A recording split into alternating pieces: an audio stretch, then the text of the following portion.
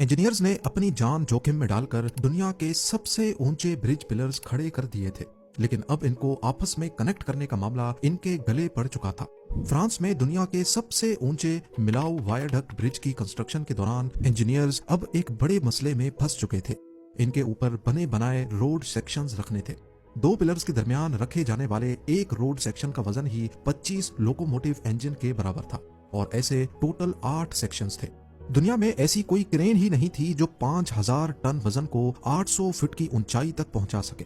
दो पिलर्स के ऊपर क्रेन लगाकर अगर रोड सेक्शन को खींचा गया तो पिलर्स ऊंचे होने की वजह से अंदर की तरफ आसानी से कोलैप्स हो जाएंगे। जितना ऊंचा पिलर होगा उसका टॉप उतना ही कमजोर होगा। ये मसला कंस्ट्रक्शन टीम के लिए किसी डरावने ख्वाब से कम नहीं था। इस मसले को लेकर मिलाऊ वायरडक्ट की कंस्ट्रक्शन में डिले आ रहा था और हर गुजरते दिन कंस्ट्रक्शन कंपनी को $30,000 का फाइन लग रहा था। जेम टीवी की वीडियोस में एक बार फिर से खुशामदीद। नाजरीन, फ्रांस में मौजूद मिलाऊ वायरडक्ट दुनिया का ऊंचा तरीन ब्रिज है, जिसको 2004 में 394 मिलियन यूरोस की लागत से तैयार किया गया था। ये जमीन से 1125 फीट की ऊंचाई पर खड़ा इंजीनियरिंग की दुनिया का एक अजूबा है।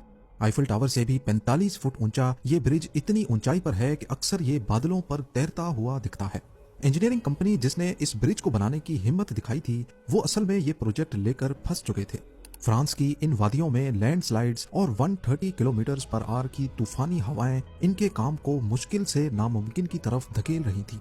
इतना ऊंचा 4 लेन हाईवे ना इससे पहले कभी बनाया गया था, ना आज तक किसी ने बनाने की हिम्मत की है, क्योंकि सब जानते हैं कि मिलाऊ वायरडक्ट ने इंजीनियरिंग की लिमिट्स को सिर्फ क्रॉस ही नहीं बल्कि झंझोड़ कर रख दिया था। दूसरी तरफ इस ब्रिज को बनाना फ्रेंच गवर्नमेंट की मजबूरी बन चुकी थी। 1980s में फ्रेंच गवर्नमेंट फ्रांस से स्पेन जाने वाले टूरिस्ट से बहुत परेशान थी। खास तौर पर हॉलिडे सीजन में ये ट्रैफिक तमाम शहरों से होकर गुजरता था और हर शहर की सड़कें जैम करता हुआ जाता था, खास तौर पर यहाँ की सिटी मिलाऊ को। ये सिटी 1500 फीट की गहराई में पहाड़ों के बीच में मौजूद है। नॉर्दर्न फ्रांस से आने वाले ट्रैफिक को पहले जिग-जैग रोड से नीचे उतरना पड़ता था और फिर दोबारा से ऊपर चढ़ना पड़ता था। एक तो इस जिग-जैग सफर में घंटों लग जाते और ऊपर से मिलाऊ सिटी में ट्रैफिक जैम के कम से कम 6 घंटे अलग से जाया होते थे। लिहाजा टूरिस्ट को फैसिलिटेट करने के लिए फ्रेंच गवर्नमेंट ने पेरिस से स्पेन तक एक मोटरवे बनाने का इरादा किया। पेरिस से मिलाऊ तक तो मोटरवे बिल्कुल सीधा बन सकता था, लेकिन मिलाऊ पर एक डेड एंड था। 1500 फीट के ऊंचे पहाड़ और बीच से गुजरने वाली टान रिवर। इस कॉम्प्लिकेटेड कंडीशन को बाईपास करने का एक ही तरीका था कि यहाँ लगभग पहाड़ की ऊंचाई जितना ही ब्रिज बनाया जाए।